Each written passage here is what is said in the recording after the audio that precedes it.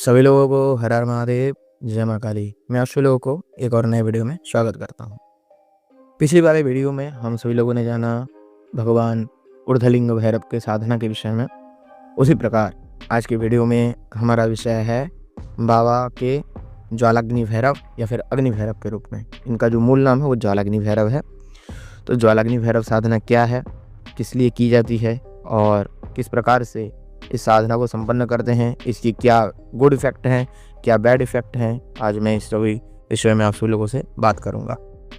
तो चलिए शुरू करते हैं आज के वीडियो को और जानते हैं इस विषय में। ज्वालाग्नि भैरव साधना। पहले तो बाबा ज्वालाग्नि भैरव के बारे में जान लेते हैं। तो जैसे मैंने पूर्व वीडियो में आप सभी लोगों को बता रखा है कि भैरव तत्व इस संसार में हर एक जगह विद्यमान है। उनमें से एक जो जगह है वो है अग्नि। अग्नि सबसे बड़ी तत्व और पंच महातत्वों में एक तत्व मानी जाती है।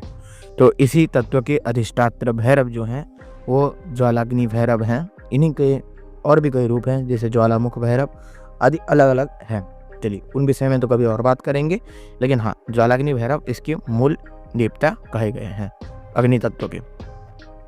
तो अग्नि तत्व की जब बात की जाती है तब इसमें बाबा के ज्वालाग्नि रूप की साधना संपन्न की जाती है। ज्वालाग्नि रूप में बाबा पूरी के पूरे रक्त वर्ण के होते हैं। उनके हाथ में 7 श्वान की डोर होती हैं और 7 श्वान उनके सामने बैठे होते हैं। मैं ये भी बताऊंगा आपको 7 श्वान क्यों होते हैं। और एक हाथ में कपाल होता है, एक हाथ में त्रिशूल होता है और एक हाथ में ज्वलंत अग्निपात्र होता है। तो इस प्रकार के जो रूप है बाबा का वो ज्वालाग्नि भैरव के नाम से जाना जाता है। बाबा के हाथ में जो 7 श्वान होते हैं वो अग्नि के 7 जीवा होते हैं। ओके, 7 अग्नि के 7 जीवा होते हैं, जैसे काली, विकराली, ओके, धूम्र, ओके, ज्वालिनी, विस्फोलिंगनी आदि बोल के 7 जीवाएँ हैं। वो 7 जीवाओं का प्रतिनिधित्व करते हुए बाबा के साइड में 7 श्वान होते हैं और उन्हीं श्वानों का डोरू बाबा पकड़े रहते हैं। यही 7 श्वान मनुष्य जीवन के 7 मूल कर्मों के विषय में भी ज्ञान करवाते हैं। चलिए उस विषय में कभी और मैं बताऊंगा। ये अगर जाएंगे फिर तो ये विशेष गंभीर टॉपिक हो जाएगा। तो जब ज्वालाग्नि भैरव की साधना की जाती है, ये भैरव की साधना साधक इसीलिए करता है, पहला अपने कृत्य और कर्मों के नाश, अर्थात इनकी साधना करने से साधक को कर्मों का जो भार है वो उठाना नहीं पड़ता और कर्मों का भार का नाश किया जाता है।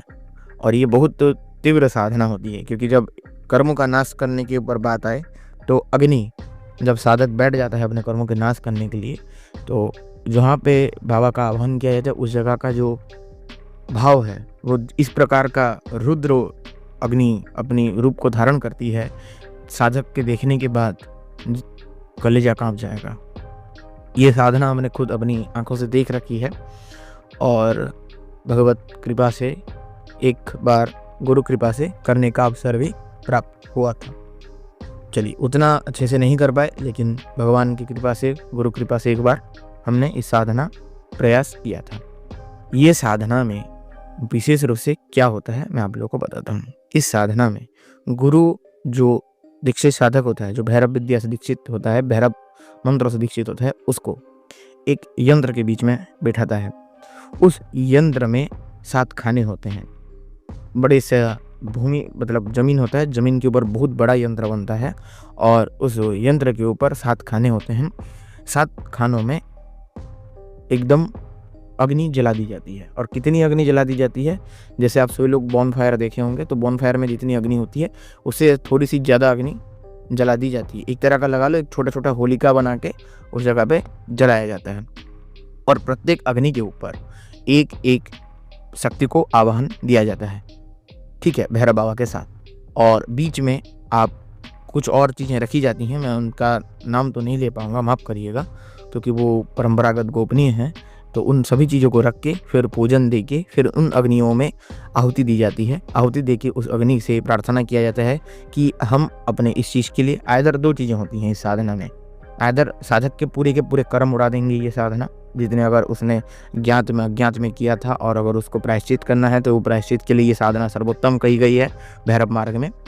और अगर नहीं करेगा तो साधक के एक ऐसी सिद्धि प्राप्त होती है जिसमें वो अग्नि के ऊपर कंट्रोल पा जाता है, अर्थात अग्नि उसको इतनी आसानी से नहीं जलाती फिर, या फिर अग्नि उसको जलाने जो क्षमता है, जो मनुष्य शरीर की जलाने की जो क्षमता है, जलने की क्षमता है, उसके ऊपर काफ़ी कंट्रोल आ जाता है। अर्थात अगर वो साधक, ऐसा साधक कोई है तो वो साधक अगर अग्नि को भी स्पर्श कर ले तो अग्नि उसको नहीं जलाएगी। ऐसी चीज़ें या फिर ऐसी तांत्रिकी शक्तियाँ उस साधना से प्राप्त होती हैं। अब वो तो गुरुगम्य है, और हमने जहाँ तक देखे हैं, हमको तो अभी ऐसे दिखे नहीं, जिन्होंने साधना किया था उनको प्राप्त हुई नहीं हुई उस विषय में अभी कभी हमने उनसे बात किया नहीं, और गुरु से जो ज्ञान प्राप्त है वही हम आपको बता रहे हैं। तो जब ये होता है तो इन अग्नियों को प्रज्वलित करते साधक अपने एक योगासन में बैठ के, एक योगासन अर्थात एक ही आसन पे बैठ के वो भैरव मंत्र का एक महापुरुषरण संपन्न करता है। एक महापुरुषरण अर्थात अगर भैरव मंत्र का पुरुषरण आदि के विषय में गुरु कहता है कि ये भैरव मंत्र का पुरुषरण 5 लाख है, 3 लाख है, 3.5-4 लाख है, या फिर 1 लाख मंत्रों का है, तो गुरु जैसे पुरुषरण निर्धारित किया है उसी प्रकार साधक को उधर बैठ के कंटिन्यूअसली बिना उठे, आसन बिना भंग किए उसको एक पुरुषरण संपन्न करना होता है। बहुत कठिन साधनाएं होती हैं ये, मतलब अगर देखा जाए तो जहाँ तक मैंने देखा है तो जिन्होंने किया था उनका पुरुषरण 1.25 लाख मंत्रों का था। तो उनका जो साधना था वो सुबह लगभग ब्रह्म वेला में चालू उन्होंने कर दिया था। ओके, 3:30 के आसपास से वो पूरा प्रिपरेशन करके वो चालू कर दिए। अगले दिन लगभग होने को आ गया था, मतलब लगभग 26 घंटे का आसपास कुछ हो गया था। 26 घंटे वो लगातार उन अग्नि के बीच में बैठे रहे थे जो साधक थे। तो 26 घंटे की साधना उन्होंने की थी भैरव बाबा की। उसके बाद क्या मिला क्या नहीं वो तो भगवान जाने, मुझे पता नहीं इस विषय में। और मेरा जो था, मेरा तो 1 घंटे का ही था, मैं नहीं बैठा उतना, बस मैं देखने के लिए बैठा कि उस में किस प्रकार का अनुभव होते हैं। लेकिन समझ गया कि भैया वो साधारण साधना नहीं है, क्योंकि जब बैठोगे आप उस 7 महाअग्नियों के बीच में तो आप समझ जाओ कि उस जगह पे फिर वो अग्नि आपको लग रहा है कि भाई चलो ठीक है बैठ जाएंगे, लेकिन ऐसा लगेगा कि मेरे शरीर से किसी ने मेरा जो स्किन है वो ज़बरदस्ती खींच के उतार लिया हो, इतना दर्द होता है। तो 1 घंटे का मेरे लिए अनुभव बहुत काफ़ी था, फिर मैं हट गया उस जगह से। तो इसी प्रकार वो साधना होती है, और साधना सिद्ध होने के बाद साधक को विविध प्रकार की गोपनीय सिद्धि अग्नि से रिलेटेड कहते हैं कि अगर सही से इस साधना को संपन्न कर लिया जाए तो साक्षात ज्वालाग्नि भैरव प्रकट होकर साधक को विविध प्रकार के अस्त्र विद्याओं का भी ज्ञान देते हैं, जिसमें अग्नि अस्त्र और अग्नि के 7 बाण के भी वर्णना आते हैं। चलिए, ये तो बहुत उच्च कोटि का साधनाएं होती हैं। तो इस प्रकार अग्नि भैरव बाबा की साधना या फिर ज्वालाग्नि भैरव की साधना की जाती है।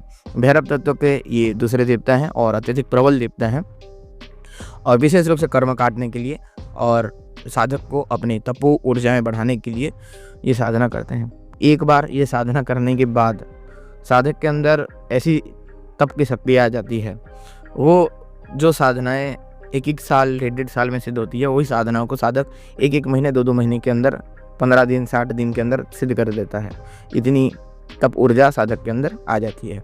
ये अत्यधिक प्रबल साधना है, इसलिए हमारे परंपरा में तो बहुत ज़्यादा लोग इस साधनाओं को संपन्न करते हैं, मैंने देखा भी है, और एक छोटा सा अनुभव गुरु कृपा से भी रहा है। आशा करता हूँ आज के वीडियो में अग्नि भैरव साधना के ऊपर आप लोगों का काफ़ी अच्छा ज्ञान हो गया होगा, किस प्रकार होते हैं बाबा, किस प्रकार का उनका साधना होता है।